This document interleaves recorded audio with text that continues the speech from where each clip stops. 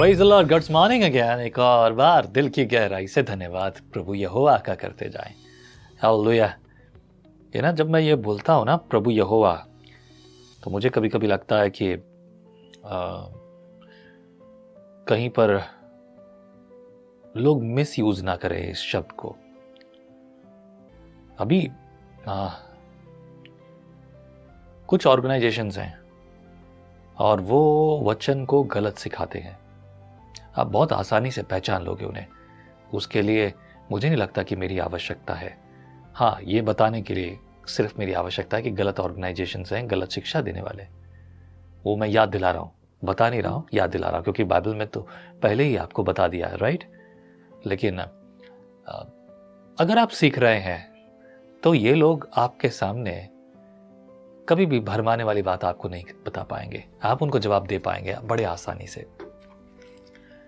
मुश्किल का बात ये पता है, वो लोग जो पवित्र शास्त्र पढ़ते नहीं या हमेशा शक की नज़र से पढ़ते हैं, या फिर कोई और कारण, पर जो ये जानकर कि मैं मेरे परमेश्वर पिता परमेश्वर की महिमा कर रहा हूँ, सुन रहा हूँ, उसके वचन को पढ़ रहा हूँ, तो ज़िंदगी में बड़ी आसानी हो जाती है रोज़ की ज़िंदगी। आइए शुरुआत करते हैं। आज पढ़ेंगे हम 15 अध्याय, संदूक को वापस लाने की तैयारी। ये संदूक वाला भाग ना मेरा फेवरेट है। इसलिए फेवरेट है, फेवरेट में से भी फेवरेट है। मैं क्यों कहूँ? इसलिए क्योंकि यहाँ पर दाऊद के द्वारा जो बात कही जाती है वो बड़ी मज़ेदार है। देख, होऊंगा मैं राजा, मैं तो काय का राजा, लेकिन मैं तो राजाओं के राजा के संदूक के सामने नाच रहा हूँ। हालांकि वो घटना यहाँ पर उतनी आसानी से नहीं लिखी है, पर पिछली जो बार जब हमने पढ़ा था, मज़ेदार। आइए पढ़ते 15 अध्याय। लिखा है, तब दाऊद ने दाऊदपुर में भवन बनाए और परमेश्वर के संदूक के लिए एक स्थान तैयार करके एक तंबू खड़ा किया। तब दाऊद ने कहा, लेवियों को छोड़ और किसी को परमेश्वर का संदूक उठाना नहीं चाहिए, क्योंकि यहोवा ने उनको इसीलिए चुना है। एग्जैक्टली, जिसका काम उसी को साजे, लेवियों के लिए, कि वे परमेश्वर का संदूक उठाएं और उसकी सेवा टहल सदा किया करें। तब दाऊद ने समस्त इजरायलियों को यरूशलेम में इसलिए इकट्ठा किया कि यहोवा का संदूक उस स्थान पर पहुंचाए जिसे उसने उसके लिए तैयार किया था। इसलिए दाऊद ने हारून की संतानों और लेवियों को इकट्ठा किया, अर्थात कहातियों में से उरियल नामक प्रधान को और उसके 120 भाइयों को, मरारियों में से असया नामक प्रधान को और उसके 220 भाइयों को, गेर्शमियों में से योएल नामक प्रधान को और उसके 130 भाइयों को, एलिसापानियों में से शमाया नामक प्रधान को और उसके 200 भाइयों को, हेब्रोनियों में से एलियल नामक प्रधान को और उसके 80 भाइयों को, और उज्जेलियों में से अम्मीनदाब नामक प्रधान को और उसके 112 भाइयों को। तब दाऊद ने सदोक और अब्यातार नामक याजकों को और उरियल और असाया, योएल, शमाया, एलियल और अम्मीनदाब नामक लेवियों को बुलाकर उनसे कहा, तुम तो लेवी पितरों के घरानों में मुख्य हो, इसलिए अपने भाइयों समेत अपने को पवित्र करो कि तुम इज़राइल के परमेश्वर यहोवा का संदूक उस स्थान पर पहुंचा सको जिसको मैंने उसके लिए तैयार किया है, क्योंकि पिछली बार तुमने उसको न उठाया था। इस कारण हमारा परमेश्वर यहोवा हम पर टूट पड़ा, क्योंकि हम उसकी खोज में नियम के अनुसार न लगे थे। तब याजकों और लेवियों ने अपने अपने को पवित्र किया कि इज़राइल के परमेश्वर यहोवा का संदूक उठा ले जा सके। तब उस आज्ञा के अनुसार जो मूसा ने यहोवा का वचन सुनकर दी थी, लेवियों ने संदूक को डंडों के बल अपने कंधों पर उठा लिया। इस बात पर मैं थोड़ा रुकना चाहता हूँ।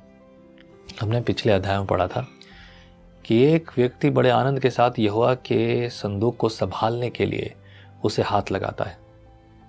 यूं तो ये उसका काम नहीं था, लेकिन ये उसका आदर ही था। और जो यहोवा ने उसे ऐसा मारा कि वो व्यक्ति मर गया, क्योंकि उसने यहोवा के संदूक को हाथ लगाया। तो उसकी मंशा क्या थी कि मैं यहोवा के संदूक को गिरना ना दूं, क्योंकि जिस बग्गी में वो थे उसके कारण जो है उसको ठोकर लगी थी, ठेस लगी थी, उसने गिरने से बचाया। लेकिन परमेश्वर यहोवा के वचन और जो शिक्षा है वो हमेशा हमेशा के लिए शाश्वत है, फिक्स है, कोई बदलाव उसमें नहीं है। तो ये शब्द जब परमेश्वर की ओर से हम देखते हैं, ये वचन को जो नहीं माना, दाऊद को ये बात बुरी भी लगी, परमेश्वर यहोवा ने उसे जो है मार दिया, राइट। परमेश्वर ने पहले ही अपनी आज्ञा में, अपने वचनों में ये सब बातें स्पष्ट कर दी, लेकिन अगर हम नहीं सुनते तो गलती किसकी है? कोई और है यहाँ जिम्मेदार? नहीं, कोई नहीं है जिम्मेदार, जिम्मेदार हम खुद हैं। और इसीलिए इस बार दाऊद गलती सुधार रहा है और अपनी गलती को स्वीकार भी कर रहा है, अंगीकार भी कर रहा है। क्या क्या कहता है? कहता है कि देख, हमने पहले गलती की है, तुमको जो चुना है तुम्हारा काम वही करो। मैं ये क्यों रिपीट कर रहा हूँ? इसलिए रिपीट कर रहा हूँ कि परमेश्वर ने जिसको जो काम दिया वो उसे करने दो। कई बार लोग बस यूं ही खड़े हो जाते हैं।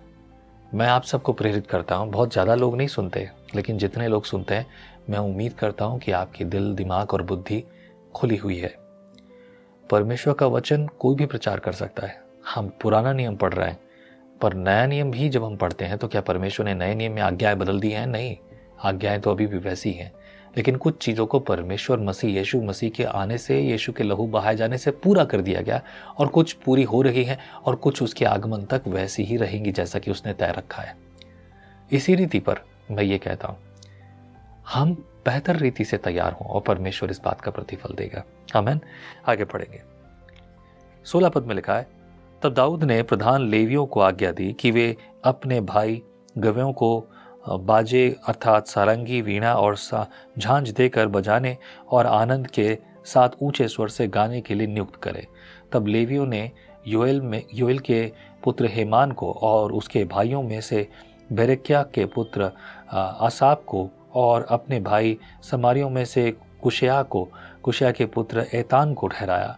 उनके साथ उन्होंने दूसरे पद के लिए अपने भाइयों को अर्थात अजकिया, बेन, एजियल, शमीरामोत, एलियल, उन्नीन, एलियाब, बनाया, मासेया, मतिया, एलिपेज, मकनिया और ओबेदेदोम और पीएल को जो द्वारपाल थे ठहराया। यों हेमान, आसाप और नातान नाम के गवैयों तो पीतल की झांझ बजाकर राग चलाने को, और जकरिया, एजियल, शमीरामोत और एलियल, उन्नी, एलियाब और रामस्या और बनाया और अलामोत नामक राग में सारंगी बजाने को, और मतिहा, एलीपेले और मकनिया, ओबेदेदोम, योएल और अर्जिया वीणा खर्ज में छोड़ने को ठहराए गए। राग उठाने का अधिकारी कनन्या नामक लेवी का प्रधान था। वह राग उठाने के विषय शिक्षा देता था क्योंकि वह निपुण था। वेरेक्या और एलकाना संदूक के द्वारपाल थे, और शबन्या, शोपात, नतनेल, अम्मासे, जकरिया, बनाया और एलिएजर नामक याजक परमेश्वर के संदूक के आगे आगे तुरई बजाते हुए चले, और ओबेदेदोम और यहिया उनके द्वारपाल थे। 25 पद में लिखा है, दाऊद और इजराइलियों के पुरनियों और शतपति सब मिलकर परमेश्वर की वाचा का संदूक ओबेदेदोम के घर से आनंद के साथ ले जाने के लिए आ गए। तब परमेश्वर ने लेवियों की सहायता की जो यहोवा की वाचा का संदूक उठाने वाले थे। तब उन्होंने 7 बैल और 7 मेढ़े बलि किए, अर्थात और दाऊद और यहोवा की वाचा का संदूक उठाने वाले सब लेवियों और गाने वाले और गाने वालियों के साथ राग उठाने वाले का प्रधान कनन्या, ये सब सन के कपड़े के बागे पहने थे, और दाऊद सन के कपड़ों का एपोद पहने था। इस प्रकार सब इजरायली यहोवा की वाचा के संदूक को जय जयकार करते और नरसिंगे फूंकते और तुरहियों और झांझ बजाते और सारंगियों के साथ वीणा बजाते हुए ले चले।